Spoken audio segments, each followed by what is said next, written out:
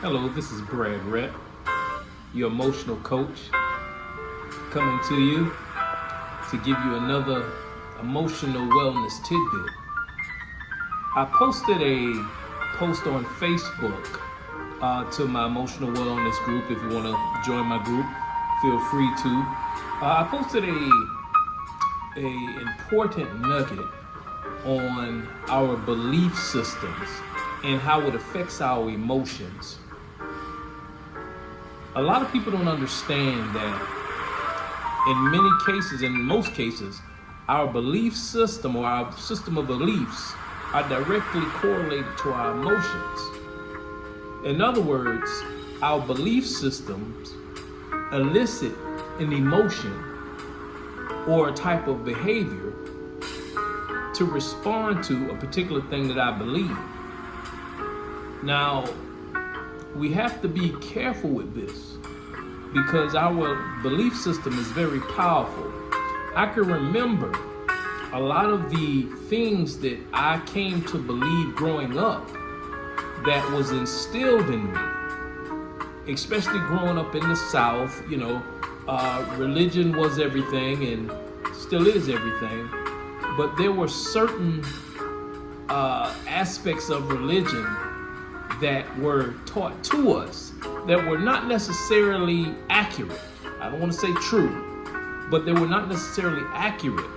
So in my mind, I never challenged or questioned what I was told. So whenever a particular situation came across, I responded the way I was taught to respond. I should fear this, I should fear that. I should never question this, I should never question that. These were the things that were instilled in us. So therefore, whenever somebody in authority told me something, I would never question it. I would then run it through my mind and analyze it and believe it to be true. Now, however, this became different when I became older, because when you become older, you become wiser.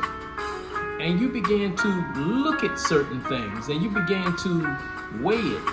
You began to examine yourselves. And this is why having an emotional IQ, or understanding what triggers you, or understanding your emotions and coming in tune with your feelings, is very important. Now, I can recall, I'm going to share something with you, and I'm going to try not to embarrass my wife. So I can recall us going outside and living in Florida. It's a lot of wildlife. It's a lively place. Everything's green and things of that sort. So this was springtime. I want to say it was this spring. We were coming out of the house and going to the car because we had a doctor's appointment. And there was this it wasn't a huge, it was like this small, tiny spider that was sitting on the door of the car, where the door meets the top of the car. So you could see it as soon as you went to the car. Now, my wife, on the other hand, she saw this spider and she just totally lost it. And the spider had the nerve enough to raise its hands up like this, as though it could literally do something to a large human. Now, in my wife's mind, from seeing maybe a movie or a bad experience with spiders or bugs, she totally lost it, and she would not get in the car until I did something with that spider. My wife walked all the way around that car, which was weird to me. She walked all the way around that car because she was in fear that little spider, when I say that spider was little, it was very little. She thought that little spider was going to do something to her or be able to harm her in some type of way. So after I got rid of the spider, I just kind of flicked it away. I sat in the car and I laughed. And she looked at me and she was like, "Why are you laughing at me?" "Because you let that little spider make you walk around the car at least 2 times in a circle to avoid it." And this is a prime example on how our belief system connected to certain emotions which elicited anxiety and fear. Those were the two emotions that kicked in when she saw that spider. So something channeled back to her past of past experiences with bugs and spiders and things of that sort, and it elicited a behavior. As I'm in the midst of applying for residency So right now we have to think about how this actually affects us as people. And we have to look at how this is going to affect us in the future.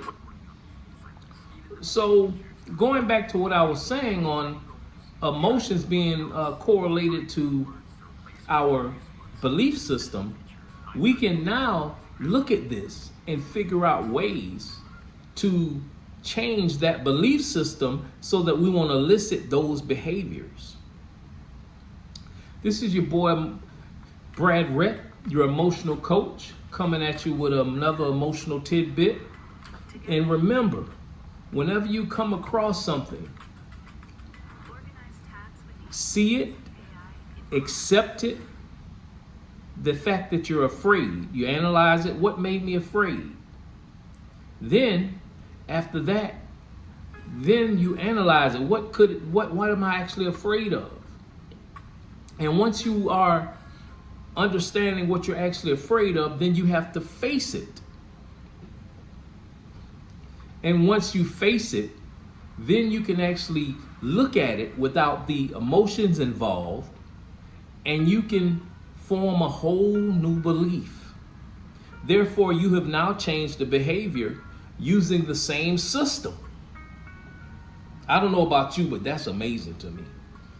The same belief that made you afraid, because you looked at it, you examined it, you faced it, you gathered knowledge on it, you were able to change your behavior. Because I'm gonna tell you something, ignorance breeds fear.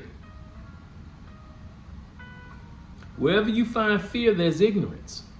So therefore, because she wasn't in touch with her emotional IQ at that particular time, it startled her. She was unable to work through the process of analyzing and understanding what actually made her afraid. Once again, I'm closing for the second time. This is Brad Rett, your emotional coach, coming at you with another emotional nugget. You all have a wonderful, wonderful Sunday.